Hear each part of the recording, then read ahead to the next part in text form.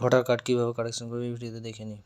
Voter পোর্টালটি open করার পর form 8 যেটা দেখা যাচ্ছে এটি ওকে করে নিতে হবে। ওকে করলেই পেজটি ওপেন হবে। আদার্স সিলেক্ট করার পর ভোটার রিপিট নাম্বারটি দেওয়ার পর এখানে নিজের নামটি শো হবে। নামটি শো হওয়ার পর আপনি যদি কারেকশন করতে চান কারেকশনটি ট্যাপ করে ওকে করে দিলে কারেকশন ফর্মটি ওপেন হয়ে যাবে।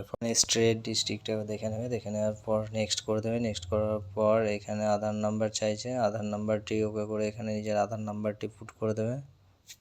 আধার নাম্বারটি পুট করার পর নিজের সেলফ মোবাইল নাম্বার চাইছে, নিজের মোবাইল নাম্বারটি পুট করে দেবে। করার পর নেক্সট ইমেল অ্যাড্রেস দিতে পারেন, তারপর করাতে পারেন নেক্সট করে দেবে। নেক্সট করার পরে এখানে দেখাচ্ছে আপনি কী কারেকশন করতে চান। Mobile number, date of birth, name, gender, relation type, relation name, address, সব কিছুই, ফটো, সব কিছু এখানে কারেকশন করা যাবে। এইভাবে নিজেদের কারেকশন করতে হবে। আমরা এখানে শুধু মোবাইল নাম্বারটা আপডেট করবো, সেই জন্য মোবাইল নাম্বারে টিকমার্ক দিয়ে নেক্সট করে দিলাম। টাইপ করে দিয়ে নেক্সট করে দিতে হবে।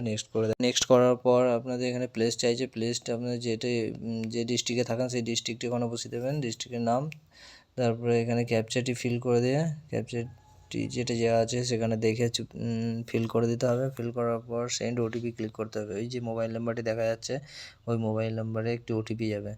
সেন্ড ওটিপি করলেই একটা ওটিপি ঢুকে যাবে। যে ওটিপিটা আসবে সেই ওটিপিটা এখানে পুট করতে হবে। পুট করার পরে ওটিপিটা পুট করার পরে সাবমিট করলে এই পেজটি ওপেন হবে। এই পেজটি ওপেন হয়ে নিচে এখানে আধার কার্ড নাম্বারটি চাইছে, আধার নাম্বারটি বসিয়ে দেওয়ার পর সেন্ড ওটিপিতে ক্লিক করতে হবে।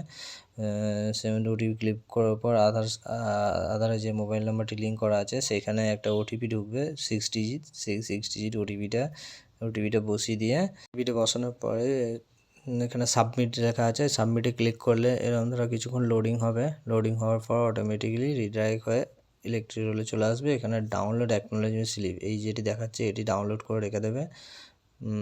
নিচের দিকে একটা এসআর নাম্বার যেটা দেখা যাচ্ছে ওই অ্যাকনোলেজমেন্ট নাম্বার, এই অ্যাকনোলেজমেন্ট নাম্বারটা ইম্পর্টেন্ট, পরে সার্চিং বা চেকিং করতে খুবই জরুরি যে কোন সিচুয়েশানে আছে, ফর্মটা আদৌ অ্যাপ্রুভ হয়েছে কি হয়নি সেটা চেক করার জন্য ওই অ্যাপ্লিকেশান নাম্বারটি অবশ্যই দরকার।